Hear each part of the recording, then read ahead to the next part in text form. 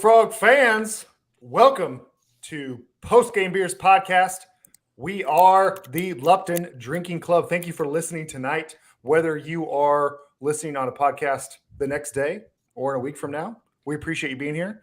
If you're here with us live on StreamYard, we're grateful for that too. We're going to hopefully get to some of your questions. They're seeing it on YouTube, just to be clear. YouTube. Yeah, they got the YouTube link. Awesome. I think I've heard of that website, but I'm old, so I'll have to remember if I've heard of it before. Appreciate you guys being here. Anybody know how to post videos to YouTube? I learned. So, I had to figure it out.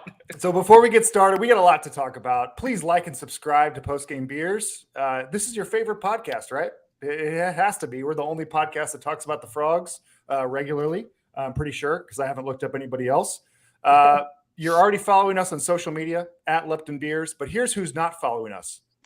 Your dads, your moms, your siblings, maybe your friends.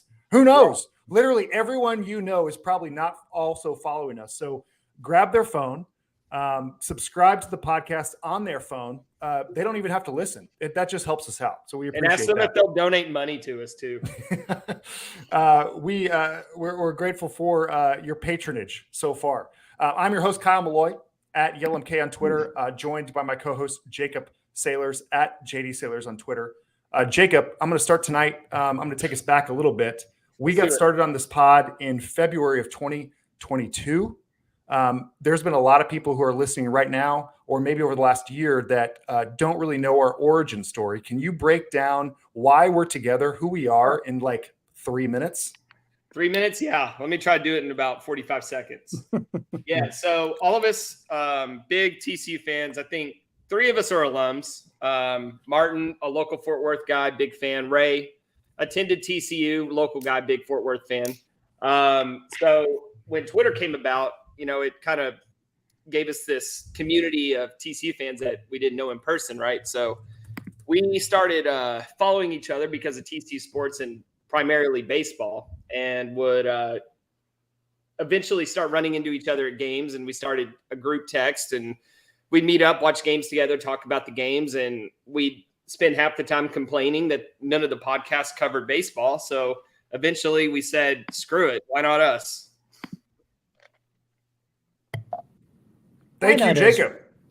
Was the first time we ever officially I don't have any detail as you would like, but that's the 45-second version.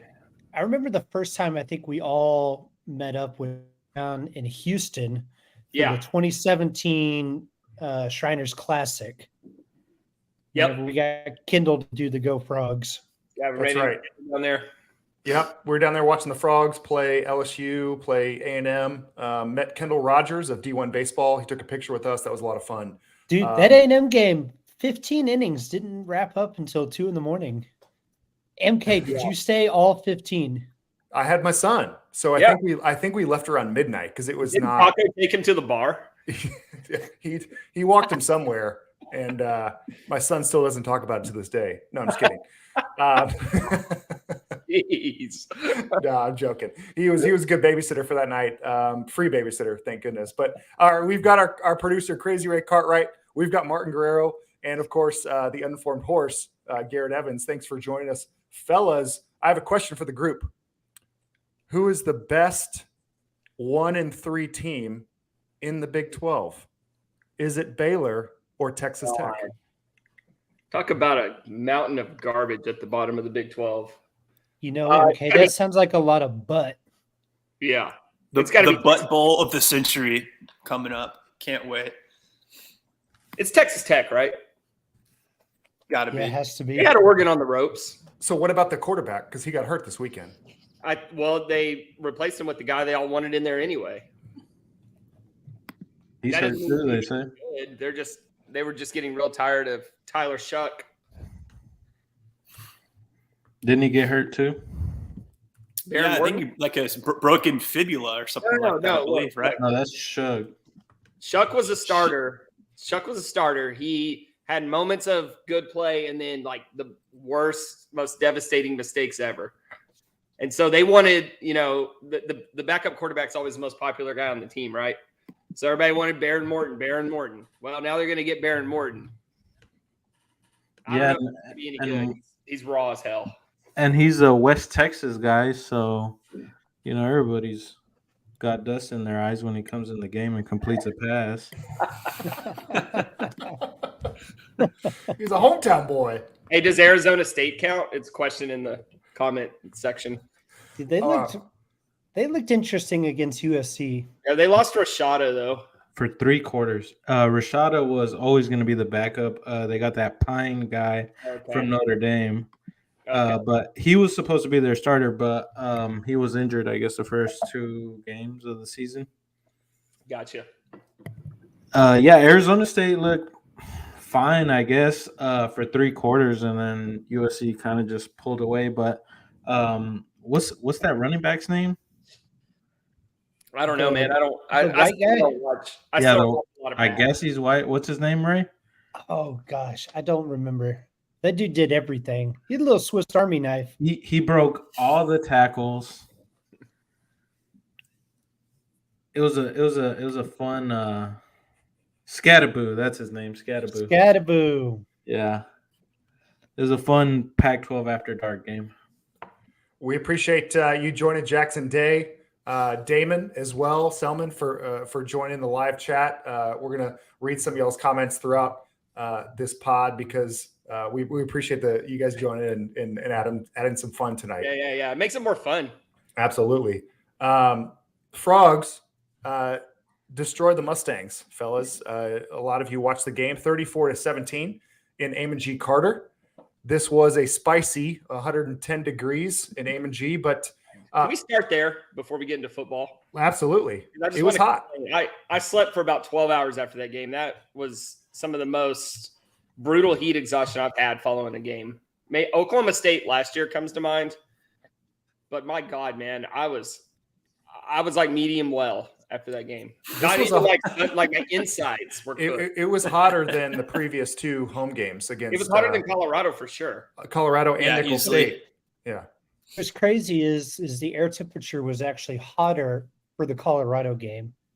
It just felt way more hotter for. Yeah, don't get me wrong. Colorado was bad too. Game. It's just the humidity levels were so high. That's what did. Now, granted, my water intake was a lot higher for Colorado because I was scared of the heat. I didn't really respect the power of the sun going into SMU. So why did it feel worse this last weekend? Because if it was actually hotter, I remember being in Colorado. I was like, it was hot, but I didn't feel like I wanted to leave on the Spaces Saturday night. People were saying it's the humidity. Yeah, it's got to be the humidity, man. As the LDC weatherman of record noted, it's definitely the humidity that made the air feel a lot more unbearable. It's like you being in Houston. That was like watching a game in Houston. Who are our guys that wear Wranglers and cowboy boots and hats and stuff? The Rangers, baby. The Rangers. That's right. So Anna, my wife, every time she sees them on the field, she's like, "Oh, I feel bad for them." Dude, no joke. I felt bad for the dudes. I mean, you could see the sweat soaking through their vest. Dude, I can tell you as someone who did that in college, that vest is absolutely miserable this time of year. You'll sweat all the way through. You're down there in blue jeans too and boots. Oh, it makes me think of the bit, man. Like the first couple of games, you'll see pledges come to the games and they have to wear suit jackets. Yes. And they, not only that, Ray, when I was in school, at least I'd go down to the student section. They made them all lay out arms and legs extended on the bleachers to save seats for the upperclassmen. Welcome to TCU, boys. Yeah. So speaking of the heat, it was hot, but where was I going with that? Jackson says you're saying the master of activities couldn't master the sun. Not on this day. Not on this day. I'll be back. Was this a more impressive crock potting than the win over Houston, or was it just more satisfying because we were playing our crosstown rival? It's a better team than Houston. Yeah, I think they're a much more quality team right now than Houston is. So I think that it makes me feel a lot better. It seems like every week, well, excluding the Colorado game, every week from that point on, we've steadily faced better and better competition. It seems like they're kind of getting better exponentially at the same time. Parker's net success rate chart, he still had us at a pretty wide margin over SMU, but not as much as Houston. But yes, MK, I agree that it was a more satisfying win. It's a better team. I was a little surprised at I guess because SMU moved the ball better on us than Houston did. That accounts for the smaller margin.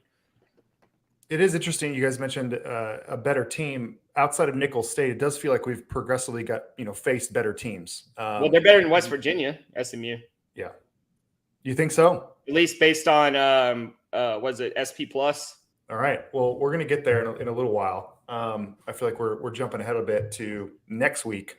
But where do you guys want to start? We can talk defense. We can talk offense. We can go quarter by quarter. I know you'll have a lot of notes. Yeah. So, Jacob, where do you want to start? Let's go quarter by quarter. All right. That's how I have it on my notes. First quarter. So, again, reminding the crowd who's joining us for the first time tonight, Frogs beat the Mustangs 34-17 on the day. After the first quarter, it was 7-3. There was a touchdown by Jared Wiley, who was targeted throughout the game, which was nice. What did y'all see in the first quarter that stuck out? Well, first of all, I have a new name for Jared Wiley. I will now be referring to him as Jared Kelsey Swift. Oh, yeah. So I didn't get to pod after it was the Colorado game, right? I missed. But one of the things I wanted to note was Jared Wiley looks like Travis freaking Kelsey out there sometimes. Dude, if he keeps playing the way that he is, he's going to be drafted as one of those guys. We were having that conversation in the bleachers. We were thinking like, 4th round pick. It's super wild guesses, but is that crazy? If I said Jared Wiley would be a 4th round pick, is that crazy? No, because you got Luke Musgrave with the Packers. You've got Dalton Kincaid with the Bills. Yeah. Sam Porta. Sam Laporta with the Detroit Lions. Like all these guys are coming up and they're already playing. They're playing their first year and catching passes. Why can't Jared Wiley do that next year? But yeah, for sure. Back to the game though. One of the things I noticed early on the rewatch, SMU was having some success running the ball in that first drive. So I was going back and just watching the plays over and over to kind of see why. Obiazor and Hodge were so amped up. It looked like they were just shooting whatever gap, the first gap they saw. They're just trying to get in the backfield and get a tackle for loss. And it opened up all these run lanes early. And I thought as the game went on, they maintained a little better gap control. Like if you look at the splits between first and second half on rushing, we shut down their rushing in the second half. But early on, SMU was running the ball really well. And being there live watching it, I was really surprised by that. But kind of makes sense why linebackers just played a little too excited early on. Yeah, I have in my notes, 5-man box, easy to run against. And especially easy when we're not maintaining gap control. I feel like TCU was daring SMU to run the ball. Which makes sense, right? Right. I mean, we're trying to get back there and get him in the backfield. It's like, hell yeah, they're running. Let's go get him. Yeah. I feel like, through before the SMU game, I feel like we kind of dominated the run game against pretty much every team that we played.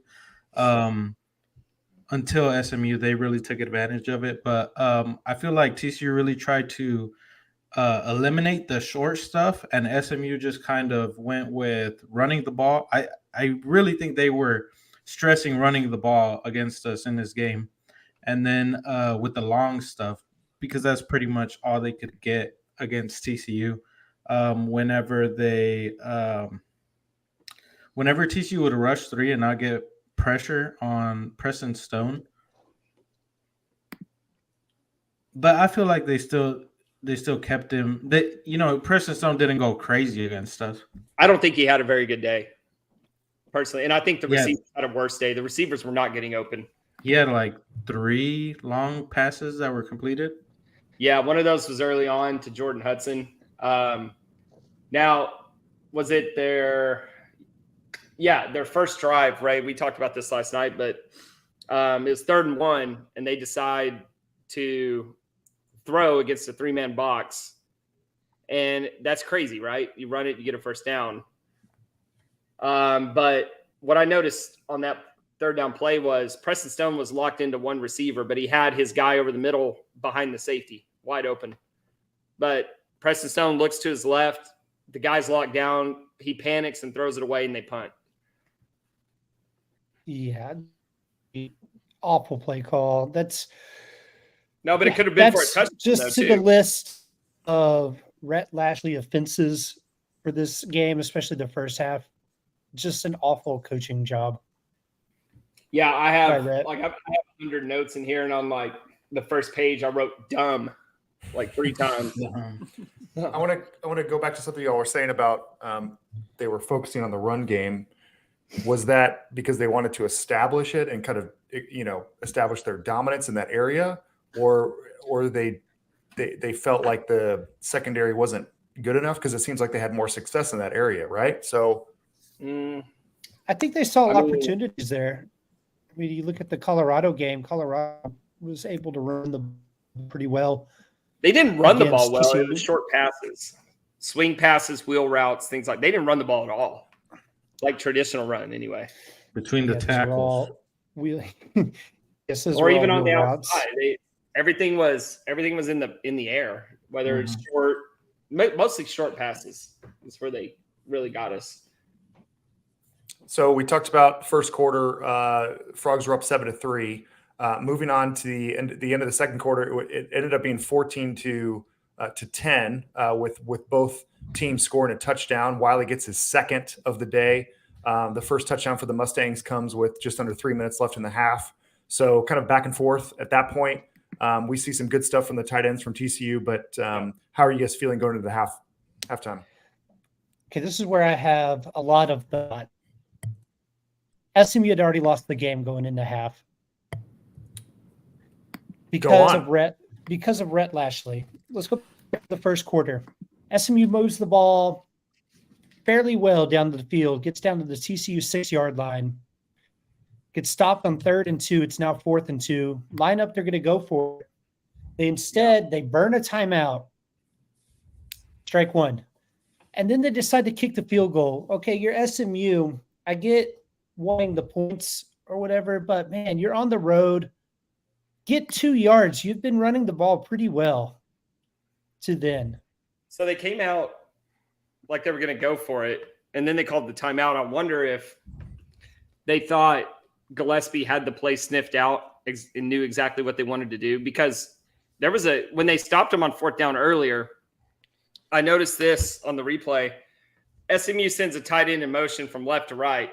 Everybody shifts to that left side, and as soon as they snap it, it's like TC knew exactly what play it was on, because they just attacked the point of attack right away, and they get the running back for like a 4-yard loss and turn it over. So when they come out and they see where TC is lined up on defense, they call the timeout and they decide to kick it, is probably because, I don't want to lose points here because we got stopped on 4th down again. Okay. I think that might be credit to Joe Gillespie. You burnt one timeout. That's crazy that they can't just call a play and then have an audible to change it to if you don't like the look. Right. And I noted that too, going back to that drive where they had 3rd and 1 against 3-man box. I said, can Preston Stone call an audible here? Right. Once they he really didn't do that all game. No, I had that noted for Chandler too, but that's another topic. So that play you were talking about, that 3rd and 1, that's strike 2 for Rhett Lashley. First you don't run the ball on 3rd and 1 or have the audible ready. And then you have to burn another timeout to punt. That's bad. Okay, so now you're down 2 times out, and then your punter shanks it. TCU gets the ball right back where they punted it from at the 46, marches right down. Now it's 7-3. Yeah. Your 3rd drive.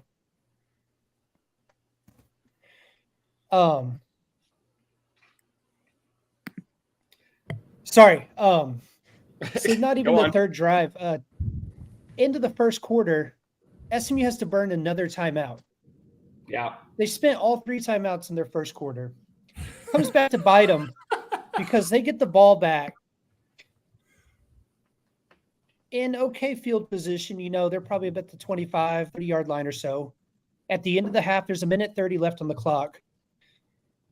short pass, and they run for first down. Okay, clock stops, right? That's fine to run there. You got the first down. You decide to run the ball again. Yeah. Yeah. What the fuck are you thinking? And then on top of that, you're not rushing to the line. You're subbing guys out, which allows TCU to sub. And do you think TCU is going to move at a very fast pace to get those subs in? No, that's so like that 10 burns seconds. That's 10 free seconds right there. Dude, now they burn the clock all the way down. They run again, and then it's fourth down. They have to punt. Like, you could have taken control. Oh my goodness, you could have gone into the half with the lead. Dude, you could have gone in the half with the lead, at the very least tied the game, and given yourself at least some hope coming in the second half. Because coming out of the locker room, that team looked like it freaking quit coming into the second half. I mean, what was Rhett doing? Yeah, I have WTF is Lashley doing on that drive. Okay, so let's sit on this for a second. Why would he be scared playing against TCU? Like, what's the point of that, playing conservative? Dude, you shouldn't be. You're freaking SMU.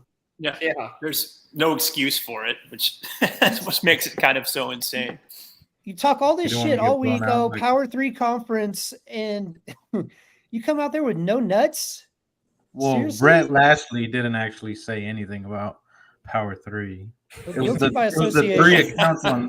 It was the 3 accounts on Twitter. Guilty by association. So I want to keep going on that, Ray, because TCU gets the ball in the second half. They kick a field goal, and we'll get into that. But SMU gets the ball, and I think this is where the game ended. They get the ball. They throw it 3 times. 3 straight intermediate or long passes. Everything was covered. Quick 3 and out. TCU gets the ball again.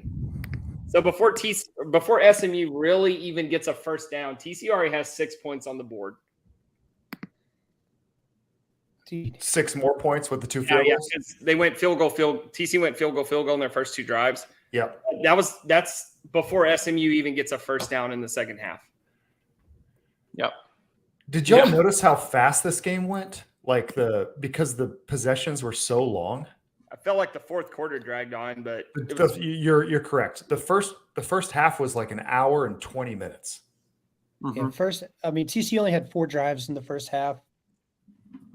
That's not a lot, when you. No, for TCU, that's not a lot. And TCU was really successful. Going into halftime, I didn't feel nearly as confident as all you guys are saying going into half, man. I was like, in my mind, I was thinking, well, they made some really bonehead play calling mistakes here, and yet they're keeping up with this.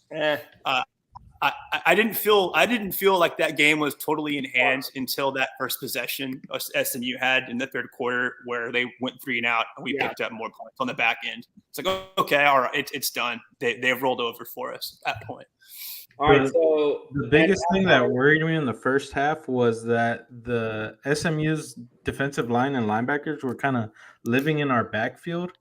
Especially on that right side of the line, they were just coming through. It was like guys were just going unblocked. There was a lot of plays where guards and guys were pulling and blocking nobody. Yeah.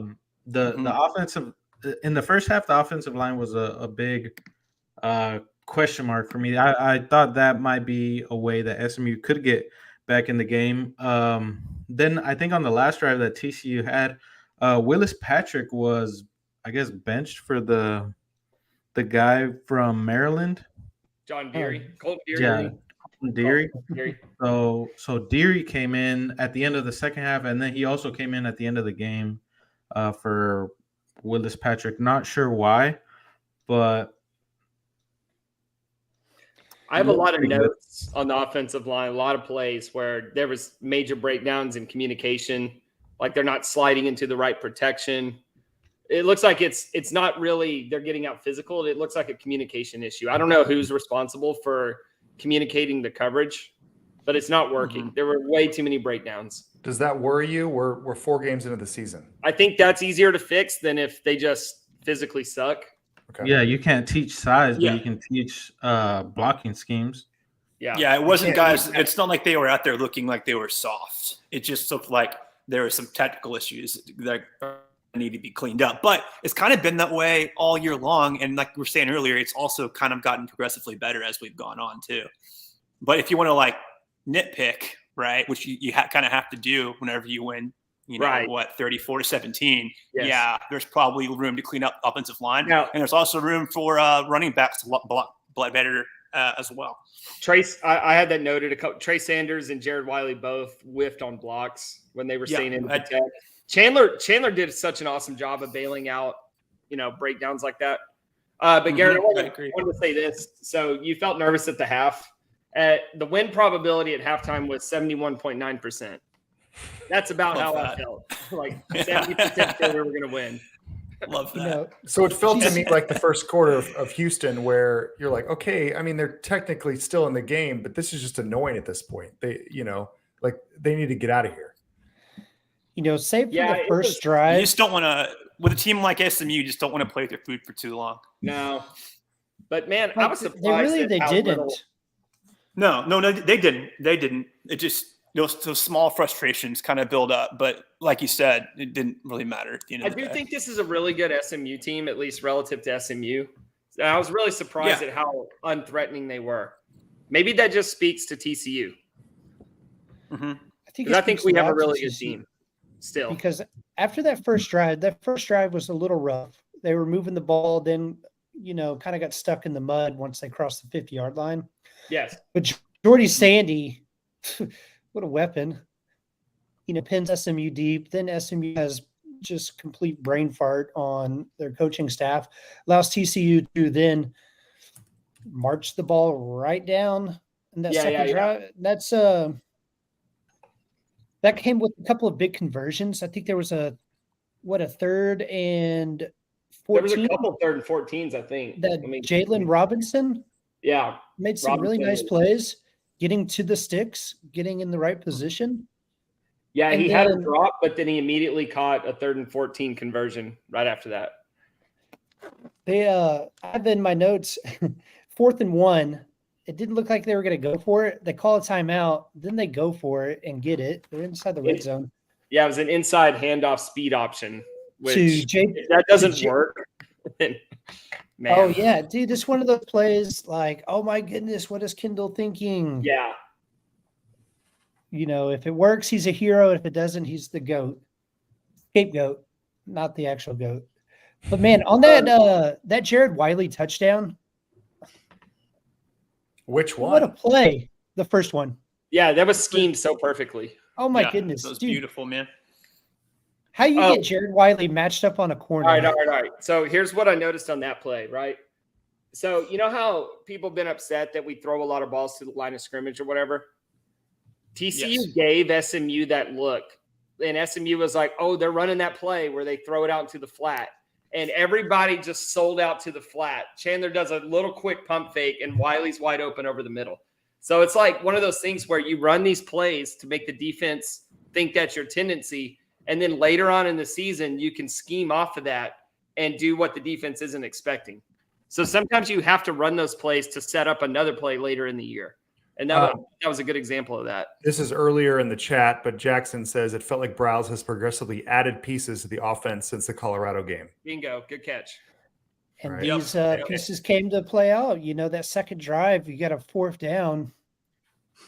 Chandler, gets rushed, has to throw off his back foot, hits Major Everhart. What a conversion. What a catch. Yeah, man. Chandler was amazing. Major Everhart, dude. Isn't that cool how Chandler – I think it's awesome how many guys had catches in this game? Was it like 8 different dudes, dude? He's just spraying it around to so many different 11. guys.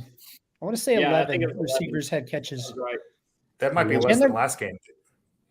Chandler Morris in the first half, 13 of 15, 129 and 2 touchdowns. Yeah. That's dang near flawless.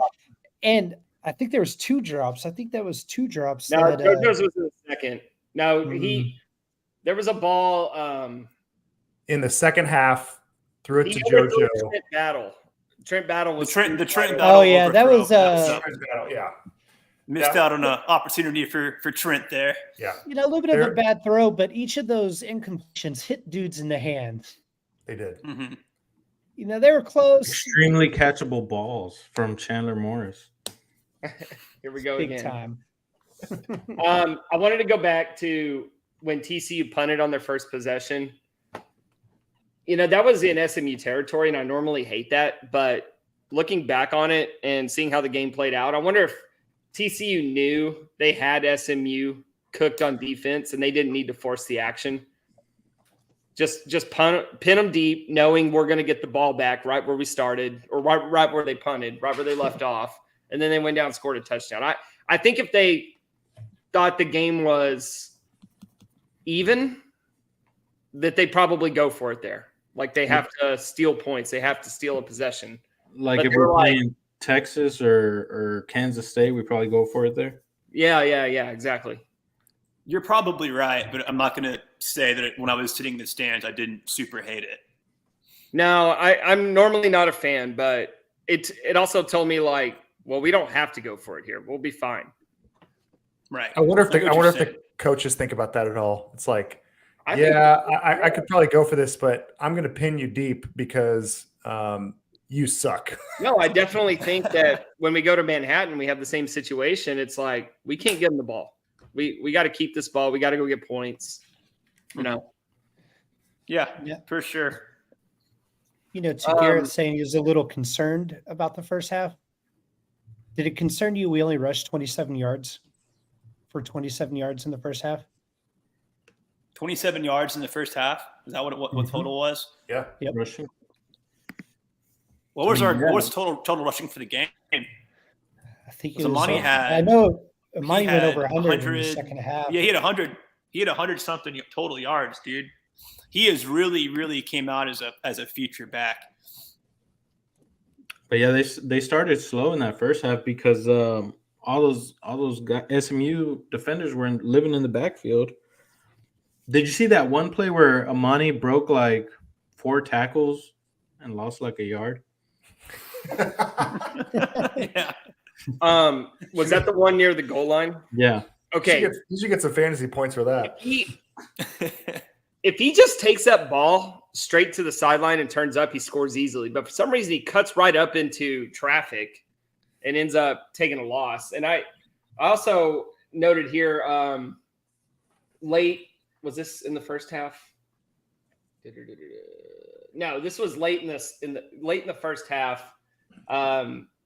Imani Bailey misses huge hole, gains 1. Yeah, their fourth drive of the half was not the best. 3 straight runs stopped on 3rd and short. Yeah, we had a false start by Savion for some reason. One of his impacts of the game. They were actually going to throw it to him. He got excited. Poor Savion. I know, man. You know what I don't struggle with? You know what? You know what's not a struggle? I mean, what's that? Where to get my apparel for game day? Oh, there it is. Jacob, tell me about it. You guys know where I get my apparel for game days? Where do you get it? Walmart. Do you go to Walmart? MK, where would you go to get your apparel for game day? Hell's Half Acre. Ooh, say it again. Yeah. Wait, we got some new stuff at Hell's Half Acre. Tell me about it. Tell us about it. No, I'm not looking it up. You tell Somebody tell me about it. Yeah, I need to know. We're going crazy over here. Babe, wake up. New drop on Hell's Half Acre. Oh, we got some new arrivals. Look at this. I'm all ears. Nice frog script pullover. Yeah, we got some quarter zips with the script frog. I love that. Quarter zip with the vintage helmet. New polo. Love that. Got one in white. Got one in purple. Ooh, Go check that out. hellshalfacresg.com is where you can get this. Weather's going to get cold eventually. You're going to need this quarter zip for game day. January. It cannot go wrong with these row pads, baby. Can't go wrong with these. Yeah, love the rope hats. Get you one of those. And if it stays hot, go get one of these script stripe polos. White or purple. You know, I could use some purple in my life. I've got way too much white. Yeah. I want that quarter zip real bad. I love quarter zip. I'm wearing one right now, as a matter of fact. Except for the big weekend, quarter zip guy. because of the blackout. Am I right? All right. Hey, black. All right. Do you want to talk about red zone? I mean, probably should. I saw MK went on a tweet rant after the game. Did you not? He was not happy. Did I? About the red zone. I did not go on a You tour were rant. livid about the red zone. At least he was in the group chat. Was it? It was only about 12 tweets, and I only regret 3 of them. Okay, let's break them down word by word. You had 12 tweets straight about the same subject? Holy shit. I did not. You use the F That's word the joke. 6 times in these tweets. Use the F word? So, in the moment, watching the game, there were times when I felt like the offense was getting a little too cute. They were not taking advantage of what SMU was giving them, and I felt like they could just run it down their throat. They could, Chandler was making passes left and right. He's got a 69% passing completion. Nice. And I was like, let's just keep doing what we're doing. But there were a few plays that bothered me. Going back and looking at all of the red zone possessions, which I did do that. Do y'all know how many red zone possessions the Frogs had in this game? Was it 5? 3 at least. 5? 4, which is not that many. Right? 4, yeah. They had the fake field goal in the red zone at the end. And why was it so few? right. You'll remember, because we still scored 34 points. Didn't Amani have that one touchdown right outside of the red zone? There you go. Mm-hmm. So they scored a couple times from 24, 34, whatever yards, right? So you can't really count those because they were great plays. So looking back, in terms of runs versus passes, it's pretty equal. Whether you break it down by first half, second half, what they were doing on the field. Watching it again, I feel significantly less bad than I did during the game. I think there were great. I think there were a few plays that broke down in the middle of the game, and I'm like, why would you do that? And looking back, I'm like, you know what? Some plays are not successful. Okay, I want to take it play by play for these red zone possessions. Okay, so first drive, second half, punt. No, I'm just kidding. Punting in the red zone. That's a bold strategy there, Cotton. Pin them back because the defense was on. Was on one. Yeah, you can pin them way deep. That's good for Jordan Sandy's donation, his charity. Dude, that's a Gary Patterson as Randy Marsh meme. All right, so first drive, second half, they marched right into the red zone. Really nice plays. But here's where I start. All right, red zone play 1. They do a run play. The guard and tackle both pulled.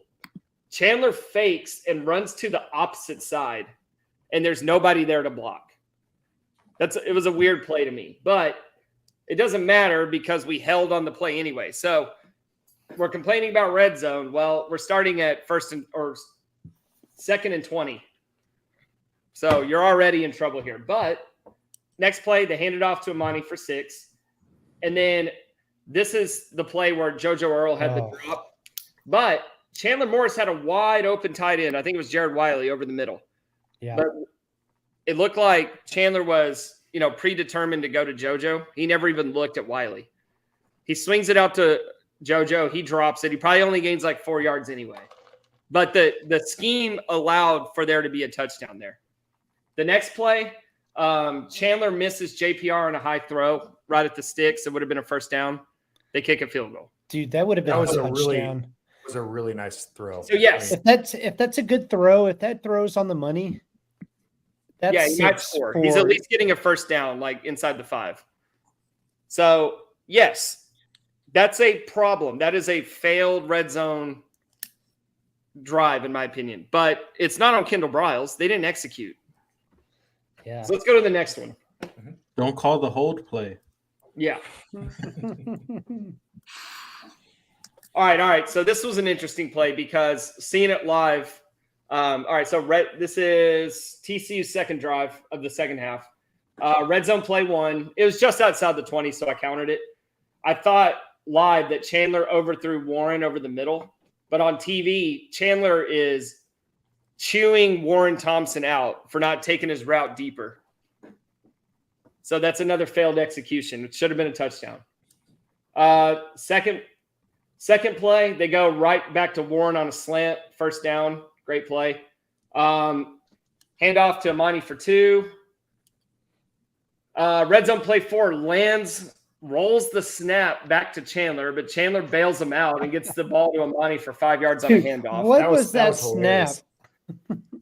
It's just, it goes with the theme that anybody mad at Kendall Briles for red zone should not be. It was hilarious because Chandler didn't skip a beat. He just grabbed it and popped it up. Just like he was able to actually hand it off, which the timing of the play had to have been so messed up. So that was amazing. They got anything out of that. But the next play, it goes back. They hand it off to Amani again. And this is the play we talked about where if he just stretches it to the sideline and cuts up, he scores. But he decides to cut up into the SMU where their linebackers and cornerbacks were, and he gets all tangled up, breaks a couple tackles. They end up settling for a field goal. What's the issue with Amani doing? I mean, because obviously he's got great speed. Good. His footwork is awesome. Is it vision problem? No, look. I was like breaking everything down play by play, and when you do that, you're gonna see some things that aren't good. That just happens. It's fine. Nobody's gonna be perfect. I don't think he has a vision problem. It was just a couple plays where if he's watching it on film, he's probably mad at himself because like, damn, I should have had a touchdown there. Because that's what I saw. And he still had 150 yards. Yeah, he's fine. It's just a couple plays where he just didn't see the hole. Yeah. Usually, sometimes the hole ain't there. Maybe he's used to the hole not being there. He doesn't know where the hole is. Are we spoiled having a NFL running back on our team last year, and we're kind of expecting the same results? I think NFL running backs. Amani Bailey's fine. I think Amani Bailey is an NFL running back. Yeah, he's very good. I think we were spoiled that we don't have 3 NFL running backs. Yeah. All right, so the next drive. So that's 2 field goals start the half. But it's fine because our defense is absolutely locking down SMU. But this was just outside the 20. Imani Bailey ran for 24 yards, touchdown. We noted that. The 4th drive, okay, this is where the game really got kind of crazy to me. Inside run, 0 yards. To Savion. That was a jet sweep to Savion. Yeah, it was like Savion. Why? I don't know. Weird play. I don't think it was supposed to go inside. I think it was supposed to go outside, but there was like 3 guys unblocked out there. Yeah. I think you're right. I think there was miscommunication on that from the get-go. All right, red zone play 2. I have no idea what Chandler was doing. Threw it right to the linebacker instead of waiting for Wiley to come open. That was a touchdown. Wiley was open. He was open. If he just throws it over the linebacker, it's a touchdown. I have no idea. He was open in the end zone.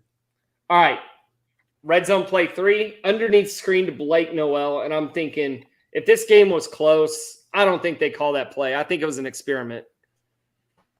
They'd kind of use Blake sporadically throughout the game. But if the game, if it's like a crucial part of the game, that's not the play they're going to, right? It's like going to Jalen Robinson. If it's a touchdown to win the game, they probably do something for like 5 or 6 yards and then go for it on 4th down. So they faked the field goal, which was a disaster. And to me, that was like, it's almost like they turned the game into practice time at that point. Could you imagine if it worked? So here's my overall, that's all I have for red zone plays. But my overall take on the red zone is, because that's like the main thing everybody's complaining about, right? Red zone. Can we just agree that throwing interceptions in the end zone is bad and we shouldn't do it? Yes, I agree. Yeah. All right. So if you're saying the red zone problems are we've turned the ball over in the red zone, yeah, I agree with you. So let's just stop doing that. Now let's break it down further. Are you mad at Kendall Briles? I don't think you should be, because we're not executing down there. Now, with that said, in this game, we get in the red zone 4 times and we come away with 13 points. It's not ideal, but when it was competitive, 1 touchdown and 2 field goals, that's better than turnovers. Mm-hmm. There's things to clean up. There's things to fix, but it wasn't a disaster. If you're not, I don't know. If the game's competitive, then you got to score touchdowns. But if you have control of the game and you're kicking field goals and not turning the ball over in the red zone, I'm okay with that. I've deleted all my tweets and also deleted my account. So. Oh, okay. This is interesting. As well, you should. You want to read that? Okay. Nelson Reynolds chimes in. Thanks for joining us, Nelson. Sonny said Wiley ran the wrong route, guessing an anticipation throw that looked bad since the tight end wasn't where he was supposed to be. That makes a lot of sense. Thanks, Nelson. So like you said, it sounds like a lot of not executing. And I think that is probably why we don't have a number 1 receiver on the team yet. Because guys are not executing, guys are not where they're supposed to be, guys are having drops. So I think once they clean that up, I think we are going to see somebody, maybe it's Wiley, who is the red zone guy. He's going to have, 20 touchdowns this year or something, but there is opportunities to be had. Jalen Robinson doesn't look half bad either. No, and they're going to get better as games go, which is why I really like the schedule, because it gives us opportunity to do that. We're not ready. It's a perfect schedule to jump in to harder competition as you move along. Yeah. And you're not touching anything. I mean, we thought Tech was going to be a tough game on Thursday night. So much for that. So, I mean, really your first test. I think it's pretty tough. Your first test is truly at Kansas State, in Manhattan, which you're still talking 3 or 4 games from now? Yeah, we have West 3 Virginia, weeks. Iowa State, BYU. Correct. I like it. I love it. Yeah, we're going to get better every game, and then I think we'll be ready to go to Manhattan. I like that the BYU game is right before Manhattan. They kind of play real similar. Yeah, good point. There was an interesting tweet sent out. I think he's a Texas account at CJ_Vogel about missed tackles through week 4. TCU was 3rd worst in the league with 51. And Jacob, you mentioned something about how that was 37% of our missed tackles throughout the year. Did you look into more of that? No, because I just knew that it was a big deal. We missed 19 tackles against Colorado. I was surprised that it wasn't a higher percentage, that Colorado game. And as I was thinking about it, I think a lot of the missed tackles since then haven't been consequential. It may be like the first guy misses, like say a cornerback doesn't get the tackle, but the safety's right there to clean it up. Something like that, like they're flowing to the ball a lot better. And it's not just a bunch of one-on-ones where first guy misses, it's going for a damn touchdown. Can you think of any in the last couple of games where they missed that tackle and it killed us? No, because the defense has been out freaking standing these last 3 games. Yeah, I agree. Why do you say that, Ray? They've played 12 quarters of football, MK. How many touchdowns have they allowed in 12 quarters of football? Would that be 2? That would be 2. Bingo, man. You know ball, bro. All right, let's go. Only 2 touchdowns in 3 games. Pretty good. And they're getting turnovers. I thought it was funny that so Preston Stone threw 2 interceptions on Saturday, and it's funny because before every actual interception, he almost threw an interception. So like the very next pass was an interception. Like he really the Naomi A's Abe. My goodness, I'm going to butcher this dude's name all year. Obiazor. Obiazor. Sound it out, Ray. It's like you're trying to say both of them at the same time.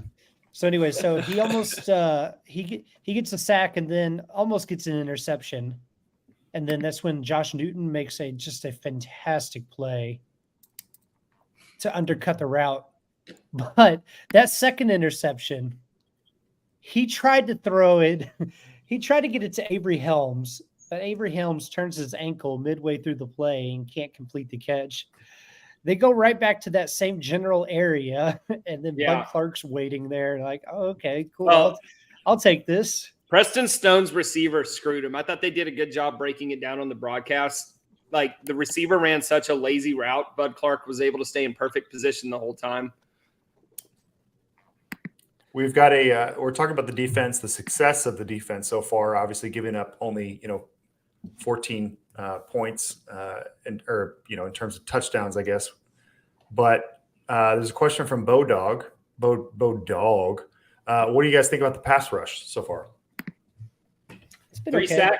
3 sacks on the day. It's okay. I don't think the defense is designed to be this, sack heavy quarterback pressure defense. And we talked about this last week, when it doesn't work, it looks horrible. Yeah. But they did a great job of keeping tight coverage on their wide receivers. And I think you saw on Saturday the way the defense was designed to be. Like, don't give the quarterback anywhere to go. Yeah, I don't think anybody expects this 3-man front to, be like 3 Chandler or 3 Parsons out there. Micah Parsons. Micah Parsons. Chandler Parsons is a Dallas We've got a story if it's Chandler Parsons out there dragging his leg around. Wow, this guy is so tall. even though who's that? Dominic Williams almost had that safety at the end of the game, but almost had. That was a freaking safety. I mean, I've seen more. I saw on Sunday more of a safety where Michael Parsons was held in the end zone against Arizona, but whatever. You digress. Yeah. Well, they called the holding, and they didn't give him the safety. Exactly. It's so dumb. But I told you last week, or I don't know when I told you, but any reason they have to not call a safety, they won't call the safety. It is a very punitive play. First time hearing this. We are the AT&T Drinking Club. Thanks for joining us tonight. They're still doing a good job of mixing up blitzes with their safeties and their linebackers. Did you hear what on the broadcast what they called it? The green dog or something? Yes, I did hear that. Have you ever heard that before? I've never heard that. Just if he has no one to cover, go kill the quarterback. Yeah. I like it. Explain that more. So on the broadcast, they just said that so one of the linebackers, either Banks or Hodge or it was Chad. So whenever I guess there's somebody who's spying the quarterback during that time, and then I guess if there's green grass in front of you, you're supposed to go I guess put pressure on the quarterback like a delayed. There's nobody to cover. Yeah. I guess originally you're supposed to be covering somebody, but if there is nobody to cover, like let's say you got the tight end or the running back out of the backfield, but if they're staying in to pass protect, then I guess you blitz.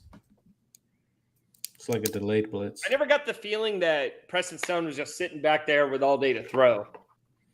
No, but I feel like he got away from the pressure pretty easily. Sure. He's a talented dude. I think he had a bad game. QBR 43.9. Chandler Morris had an 89.8, by the way. Second in the Big 12 behind Quinn Ewers for the week. We've got a very relevant question in the chat based on our current conversation. Shay asks, "Are y'all repeating the 9x9x9 this year? The dugout was very invested in it last year."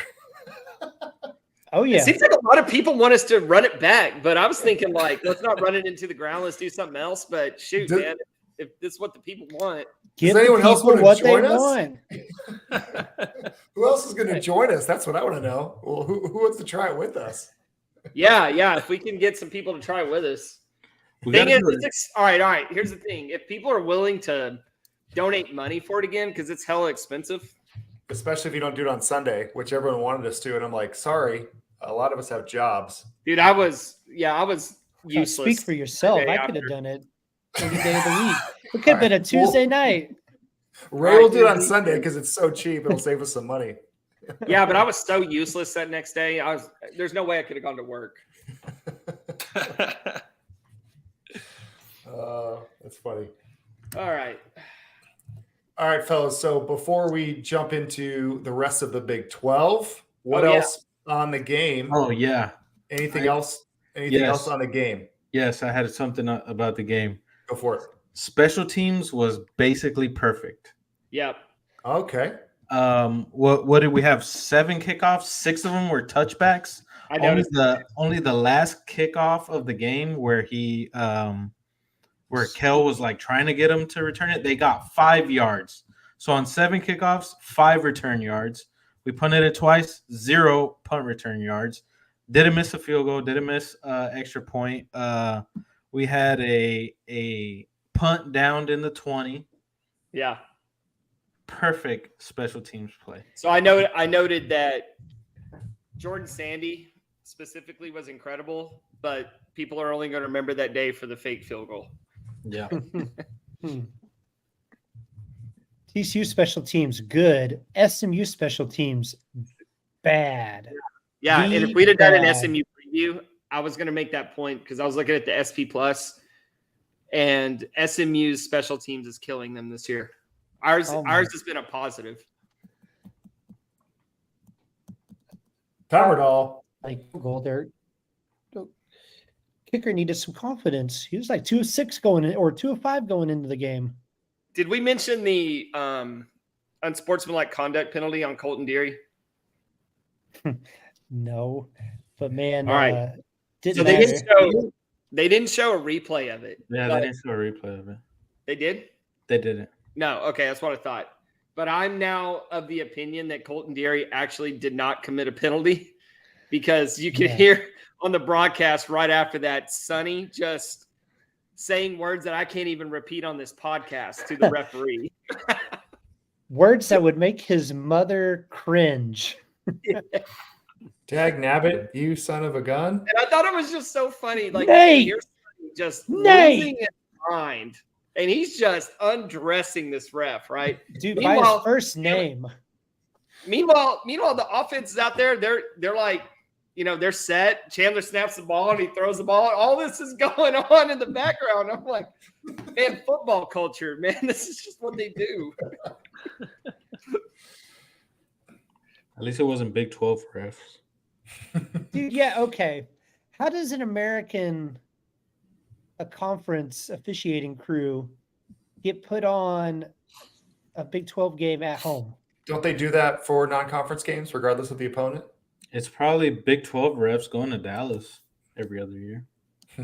So I will give them credit for not being flag happy on pass interference because we did a great job of having tight coverage on the wide receivers.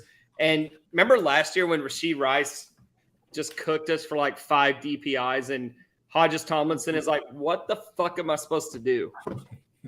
On those underthrown balls? Yeah, we didn't see any of that on Saturday. They let them play out there. I feel like we were talking about that a lot. You got rewarded for underthrowing the pass, over and over last year. Yeah, it kept them in the game for a lot of that game. Garrett, I know you were the most confident in our team after the Colorado game of any of us, including anyone online. However, we're 3-1. We beat Nicholls State, Houston, and SMU. How are you feeling now compared to where we can be at the end of the year? I'm very, very confident, man. My confidence has not wavered. Like we continue to grow, like we were talking about earlier. I think the way the schedule's kind of lined up, we're slowly starting to clean things up. We're getting into Big 12 play and things are clicking at the right times. I think I predicted a 1-loss season. Yeah, I did. A 1-loss season at the beginning of the year. Maybe I got the team wrong in that 1 loss. Maybe it's 2 losses, but I'm still very confident that this TCU team's going to make its way to Arlington. I still believe that. Yeah, I agree with you. I had 2 losses, and I too think I got the team right. I think we beat K-State now. Mm-hmm. Yeah. What about you guys? Where are y'all at? Feeling pretty good. I think we always knew that this stretch of the schedule was going to be, lighter, right? Like many were saying, could TCU be 7-0 heading into the Kansas State game? And that's whenever you really know about your schedule. But it's just the way that TCU is beating these teams. They're kicking some ass. Save the Colorado game. Didn't do a lot of ass kicking there. But man, these last 3 looking weeks.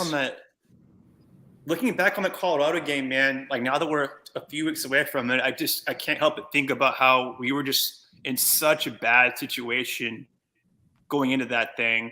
And everyone who's played them since has had more and more and more film to essentially expose them, like Oregon just did, right? I think if we had played the same Colorado team in week 4, week 5, week 6, I don't think it's even a close ball game at all. We just kind of ran into a tough situation. I mean, not knowing what you're facing there, but I mean that is what it is. That's football. So I'm still glad we played them first.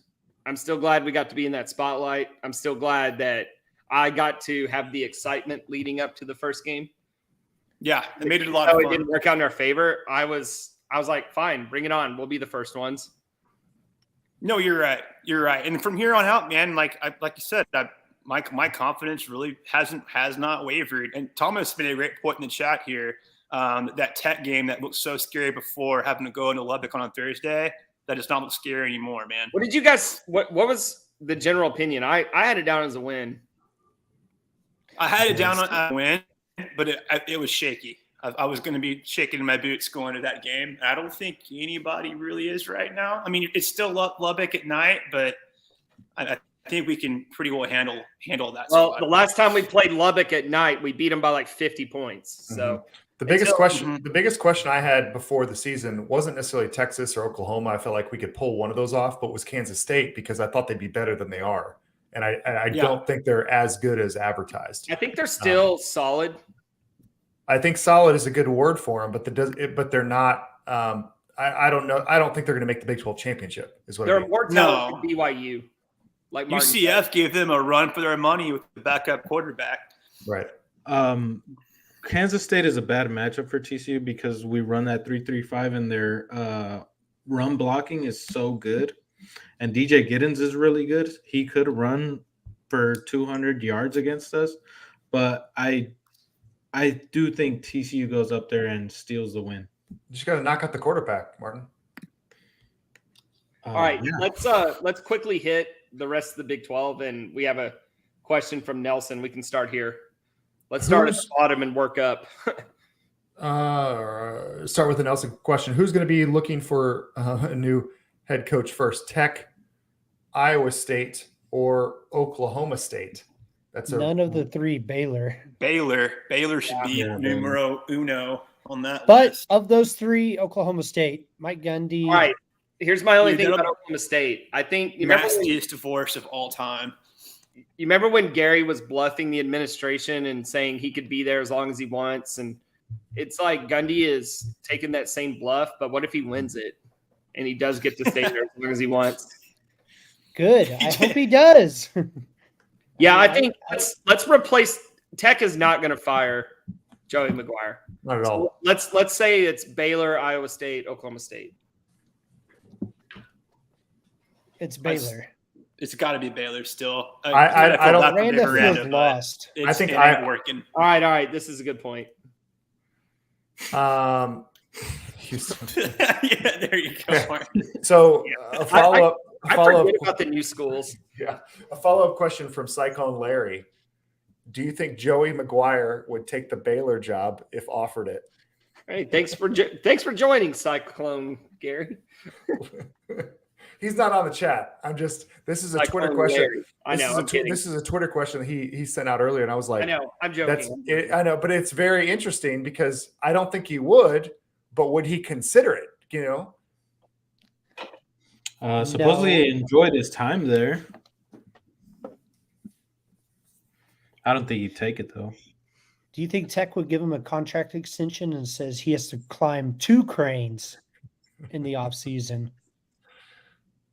A lot of people are attributing Baylor's success in that first year with Aranda to Joey McGuire and the way that he recruited. The thing about Tech right now is they're recruiting really well. Are they? Yeah, they are.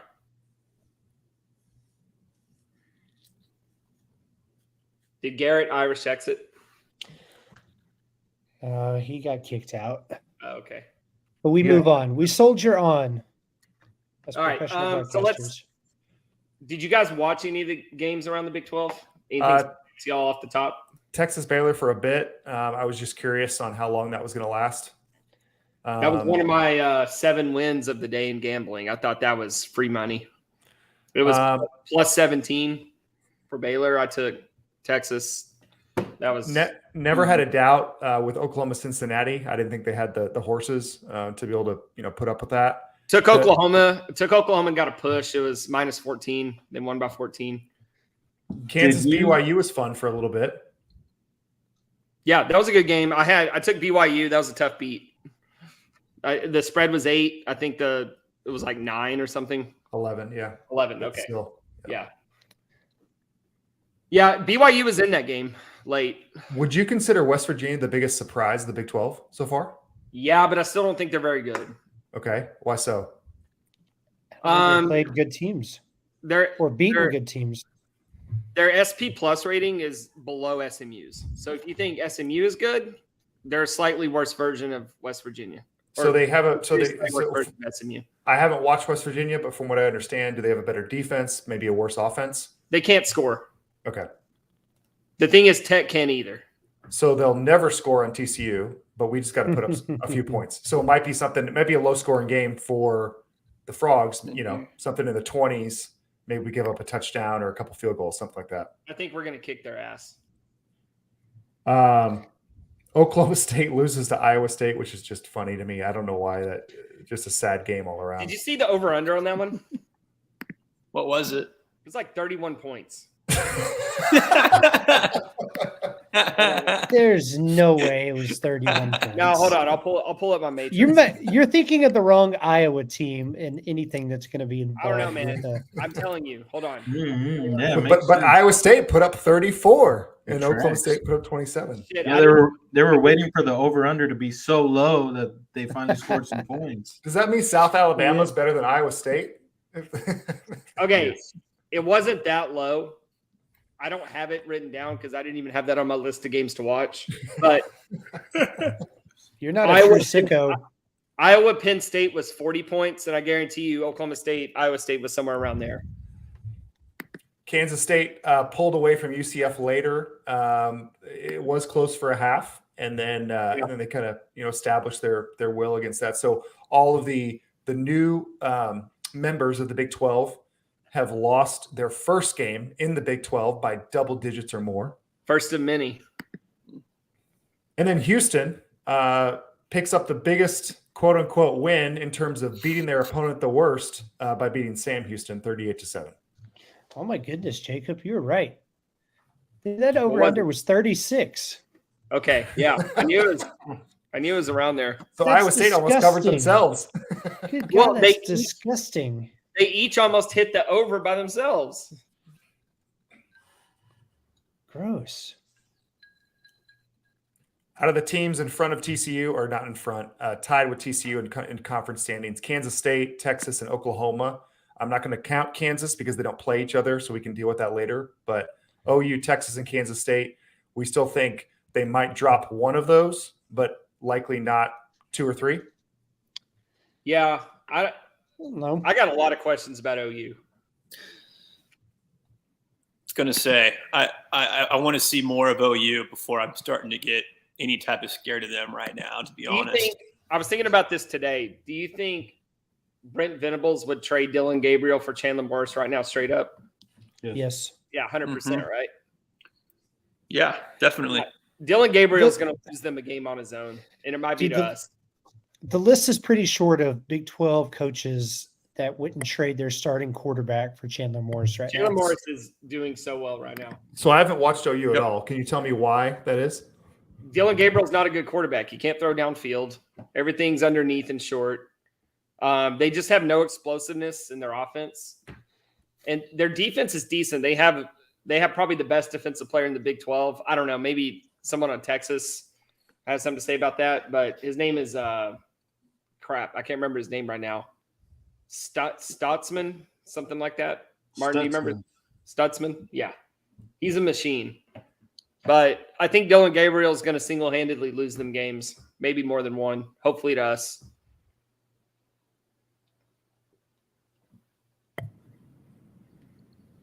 Looking for questions in the chat. But fellas, what are the things we got to talk about before we sign off and get excited about this weekend's matchup? Danny Stutzman is his name.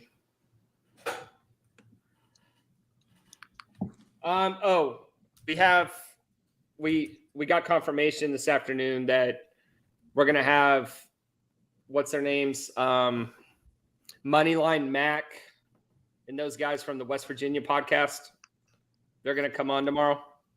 Sweet. So whoever can make it, doesn't have to be all of us, but we'll get a West Virginia preview episode tomorrow. Sweet. Good deal. Excellent. Imani Bailey leads the Big 12 in rushing. Nnamdi Obiazor is third in the Big 12 in tackles. He's having a great year. What about total yards? Chandler Morris is first in the Big 12 right now. Dylan Gabriel has 100 more yards than him.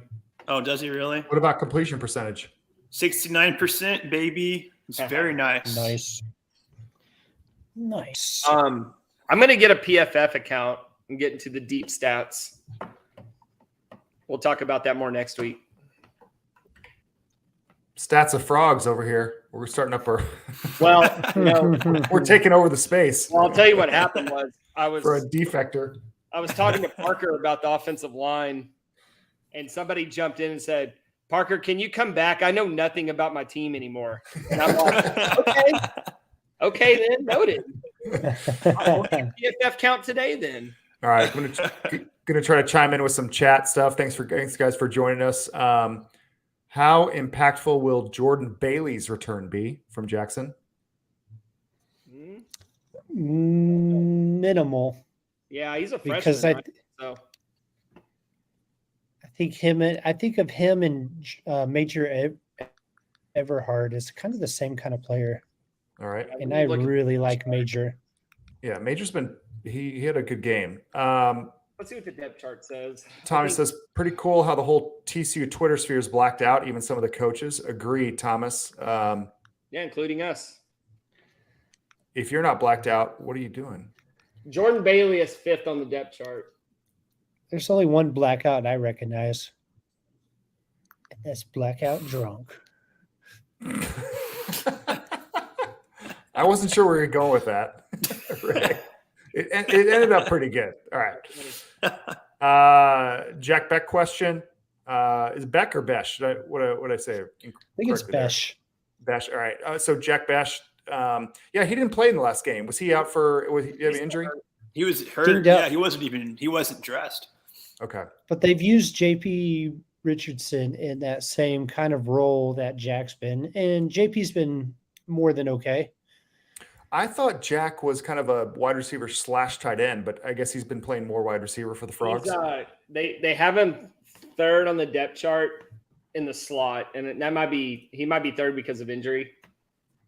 But he's behind JP Richardson and JoJo Earl. Well, I mean, it's not hard to get in front of JoJo Earl. JoJo Earl is a playmaker when he can catch the ball. That's the problem. Yeah. But catching said football. I think he might have more drops than catches. Hey, what's I think he your actually number does. one? I don't think that's even a joke. I think he legitimately does. I wasn't joking. Do you see me laugh? Guys, I have a question. I have a question. I don't know much about football. Can y'all answer this for me? What is a wide receiver's number one job to do? Score touchdowns. No, I'm kidding. Catch the ball. Run blocking Block. on the outside. They do that a lot more if you want to play devil's advocate. But yeah, we got to clean up the drops all around. Not just JoJo. There's other guys dropping the ball too. Is that maybe that's Chandler's fault? Let's go there. Does he throw a weird ball? Martin, discuss Chandler's balls, please. Listen, Very Chandler, I really like you, man, but you threw a really weird ball. Yeah, we need are his balls catchable? I don't see no wobble in his balls. Nice and tight. I think that's an ender. I agree. Last statement from Jackson before we end the show. Now that we're making it the heart of the season, do we think that Chandler will get more or less freedom to run? I think he's getting more freedom to run, Jackson. Each game, I think you see him a little bit more kind of push that limit. He's getting more comfortable with himself. I think Ray talked about this a couple episodes ago, where he's got a coach kind of walking him through that stuff, right? Oh yeah, he's got a mental coach on that helps him. Not just with football, just helps him with life. But he's not being over aggressive, but he's been taking the opportunities when they've been presented to him to run the football. And he's also not taking contact, which is great. I don't think there's been a single run that I'm like, don't do it, like where you're worried about him. Like he's actually taking the right risks. Oh, I did notice. Were y'all worried whenever Chandler got whacked in the head pretty hard there at the end of the game? Dude, yeah. Can we talk about that? That was so worrisome when his helmet comes off. Like, oh, dude, if you're talking about the offensive line earlier, I'm surprised we didn't bring that up. That was very upsetting. But I don't know if that play was offensive line's fault. I think that was a running back's down fault. From behind. He just got tracked down. It's just football. And he tried to slide kind of thing. Pretty shot to the head. I did notice that once the game was totally out of reach, it was like a whole new game started, and they were playing for pride points. Like both defenses were blitzing their ass off. They were taking shots downfield, calling timeouts. And I just absolutely love that Sonny threw that deep ball on fourth down to Chase Curtis. It wasn't a deep ball. It was kind of a wheel route out of the backfield that hit Chase in stride. Probably 7 yards down. Touchdown. Regardless, there's 2 minutes left in the game. They're throwing the ball. That was right after that was right after Chandler got hit in the head. And then the teams were kind of barking at each other. So it made me think that it was kind of a big FU to SMU. Yeah. Well, Rhett Lashley was, I think, all right, I was thinking about this today because I think Sonny heard a lot of that talk about, TCU had all those close games last year. And last year against SMU, they played like their ass off just to cut that lead to 8 at the end of the game. So we go from beating SMU by 16, which was realistic, to people looking at the score saying, damn, TCU struggled with SMU, only beat them by 1 score. And Sonny just wasn't going to have that shit this year. That's why whenever the no safety was called, Sonny sprinted down the sideline to call a timeout and then proceeded to berate the ref. And you brought up a good point. He said something about that post game too, I believe. He's something to the effect of it being like the worst call he'd ever seen or something. Ray brought up a good point when we were texting last night. And Ray asked if we would have gotten the safety if Sonny would have tried to score with like a minute to go. And I was like, I doubt it. But then I was like, then again, maybe that's why he was so pissed about the non-safety call because it cost us the possession. Yeah, in Sunday's post-game press conference, he said, this American Conference officiating crew should be ashamed of themselves. That non-safety call was total BS. As long as they didn't screw us on pass interference calls, I was okay with the officiating. I don't want to talk about this now, but just a question to ponder as we head off into the sunset tonight. I'm answering it now. A teaser. No, just last year we go 12-0 in the regular season. Yep. And this year, Frogs lose a game. And it'll be very hard to go 12-0 this year. Exactly. But if you've paid attention to any national media, podcasts, anything about college football, they will not mention TCU one time. No. Unless they're talking about a Colorado win, right? We talked about this after the Colorado win. I said what sucks the most is it's going to be like 2 months before it's going to be 2 months. It's going to be until they beat Kansas State. Exactly. In Manhattan. And then TCU will be finally back on the radar and potentially ranked, by the grace of God. So potentially. But we've got work to do before that. The Frogs are 3-1, 1-0 in the Big 12. We host West Virginia in a blackout, which should be a blast on Saturday night, 7 p.m. It's going to be packed. We didn't talk about the crowd in the first half against SMU, but it was awesome. So we expect a big one on Saturday night. Until next week, actually until tomorrow, we'll have on some West Virginia boys, and we'll talk about the game later on in the week. So we should get a second pod this week. MK, quick thought for tomorrow. When's the last time TCU lost a blackout game? Just something to think about for tomorrow's podcast. There you go. I don't know the answer. All right. I appreciate you guys joining us. Thanks for coming on Postgame Beers. Hold on to it. We will see y'all soon. Go Frogs. Go Frogs. Go Frogs. Go Frogs. End stream. MK, to answer your question. The last time